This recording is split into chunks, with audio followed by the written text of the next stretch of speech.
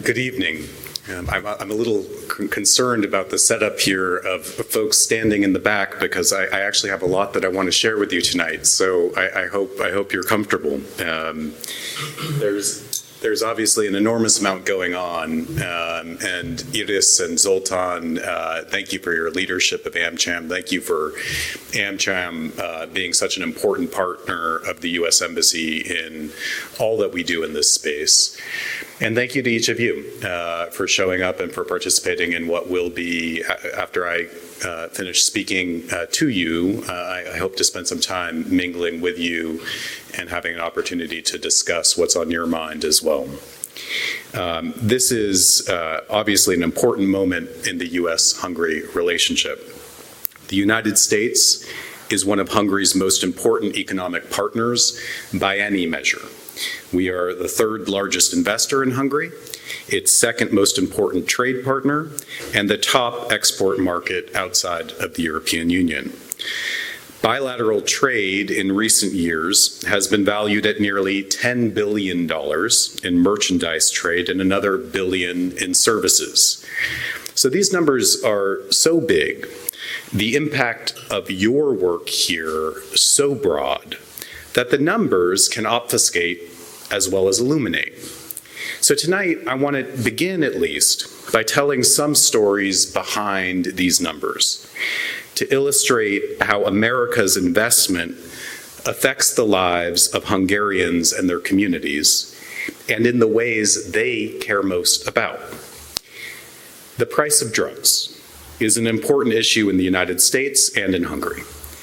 U.S. pharmaceutical companies' presence in Hungary is providing Hungarian citizens access at no cost to the latest therapeutic methods, products, and technology. Janssen, better known in the United States as Johnson & Johnson, developed and trialed Imbruvica, their drug, in Hungary. So this cutting-edge American breakthrough drug therapy changed the lives of patients with chronic lymphocytic leukemia and other types of blood cancer in Hungary. The U.S.-Hungary partnership brought that drug to Hungarians with cancer. Semmelweis University is now one of the only institutions in the region that has access to ophthalmic gene therapies that treat retinal dystrophy, improving the lives of dozens of Hungarian babies by slowing down vision loss and even in some cases restoring vision. Semmelweis has access to this because of U.S. company Novartis's strategic partnership with this university. The U.S.-Hungary partnership brought this treatment to Hungarian infants. Hungary has one of the highest levels of heart disease in the European Union. Because of the U.S.-Hungary partnership, 25,000 Hungarians with cardiovascular disease will benefit from new artificial intelligence-empowered research technology by Novartis in the coming years. The U.S.-Hungary partnership is bringing this technology to Hungarians with cardiovascular disease. For 4,000 Hungarian children living with type 1 diabetes, U.S. company Medtronic, the world's largest medical technology company, stepped in to provide educational support for the parents of these children, teaching them how to manage their child's condition and training them on how to use their state-of-the-art insulin pumps at 36 dedicated diabetes centers throughout Hungary. The U.S.-Hungary partnership brought these life-saving skills to Hungarian families navigating diabetes. For Hungarian young people looking for skills to enter the workforce and support their families, because of the U.S.-Hungary partnership, there are nearly 90,000 Hungarian students who have now been trained to enter the IT workforce through Cisco's Networking Academy, and 10 schools serving underrepresented and underserved children that now have access to a year-long robotics program through National Instruments. Because of the U.S.-Hungary partnership and companies like AbbVie, Amgen, Bristol-Myers Squibb, Lilly, and many others, Hungary is a top pharmaceutical and biotech exporter in Central and Eastern Europe. Because of the US-Hungary partnership, US companies like Microsoft, Oracle, IBM, Cisco, Dell, Kyndryl, and others are empowering Hungarian software developers to do things they otherwise could not. The list rolls on and on. So when the government of Hungary speaks of rolling dollars, so do we.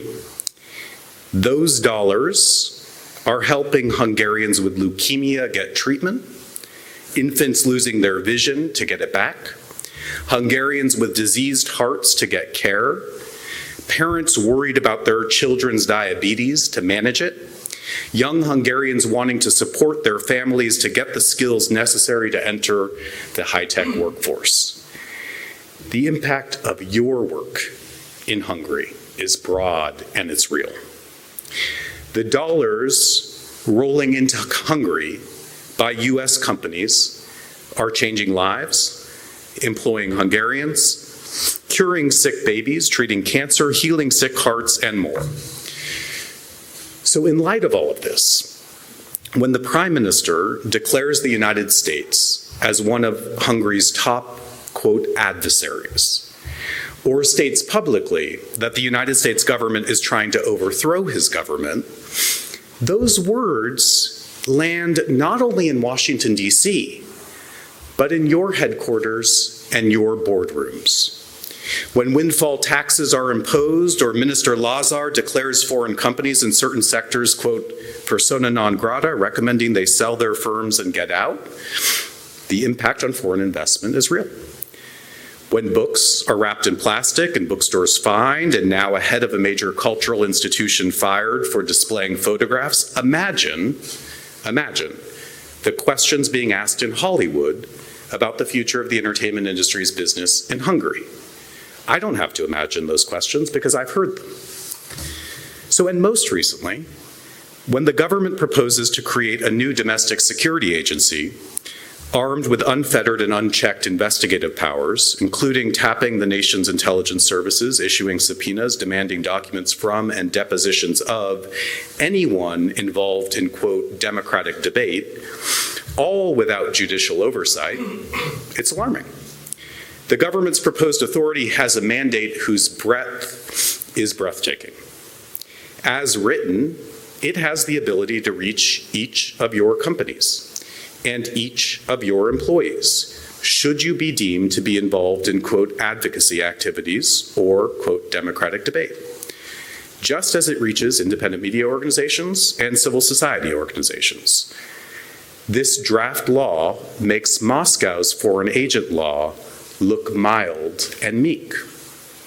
As leaders of the business community, you are comfortable and experienced working in a transactional relationship. But you also know how your deep long-term investments in Hungary are distinct from a simple transaction. You are not here to make a sale and to leave. More than signing a contract, you have made a commitment. You are part of this community.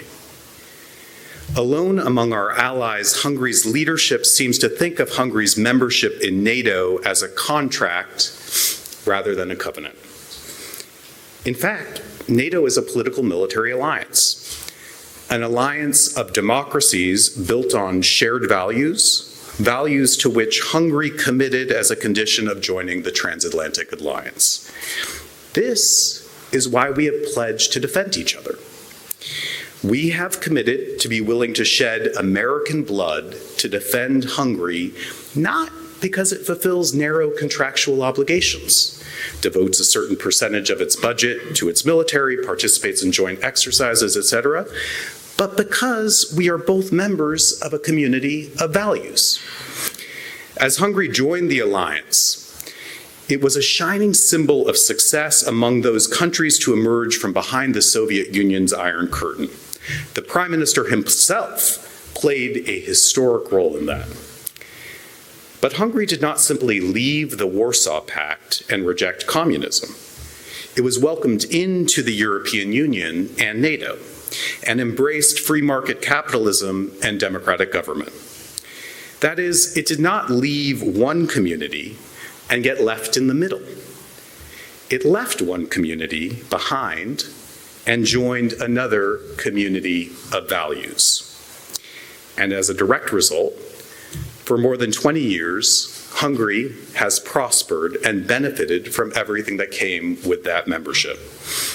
Countries like Ukraine, which had the same GDP in 1991 as Poland, but at the moment of Russia's full-scale invasion lagged behind Poland by a factor of 4, did not find the same new home that Hungary did. It was left in the middle.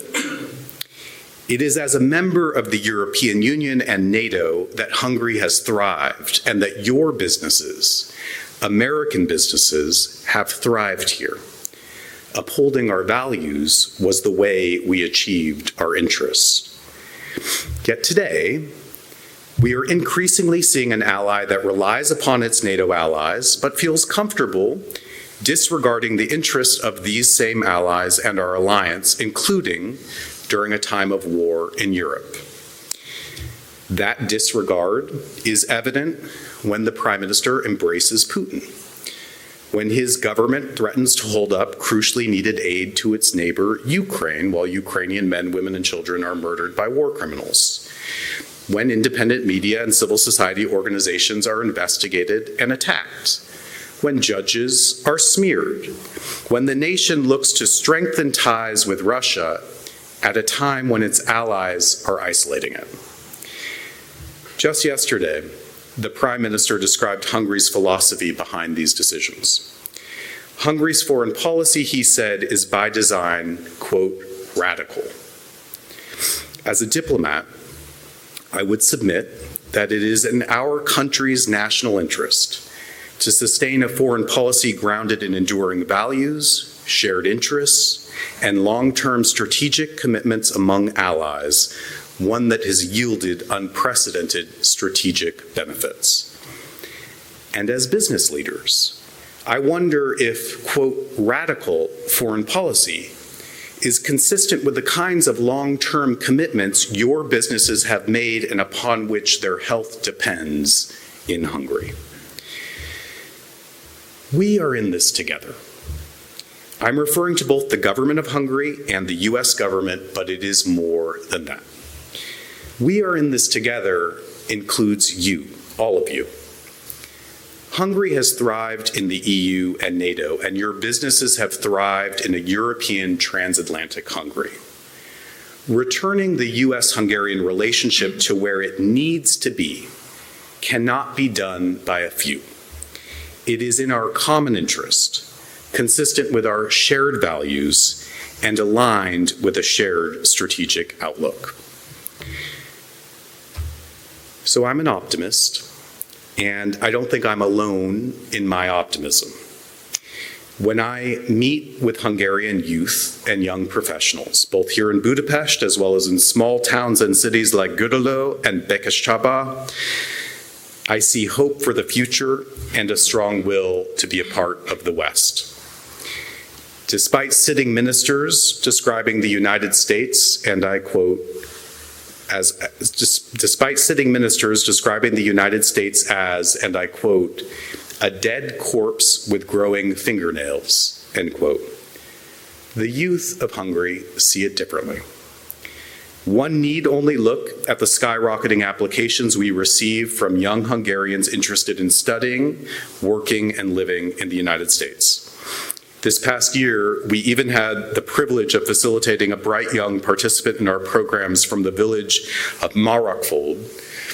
Curious if anyone knows the village. It's a Hungarian village with a population of 46. So I guess 45 after one of their inhabitants went to the United States for the summer until he eventually returns home to shape our shared future. Like all of you, I see tremendous potential and optimism in Hungary's youth. We, all of us, need to do everything we can to offer them a bright future for Hungary and its relationship with the United States of America. So I understand the business world has a bottom line to watch. There are shareholders to look out for. This overall relationship also has a bottom line. The people of not only the United States and Hungary, but the broader coalition of allies, we too are shareholders in this relationship. And this includes everyone in this room. So let me conclude by saying I'm grateful for everything you do to represent American interests and American values here. Please keep up the good work. It's an important moment. You have my commitment that your government will remain a committed partner in this endeavor. This relationship is too important for anything else. Thank you very much. I look forward to our dialogue. Good evening.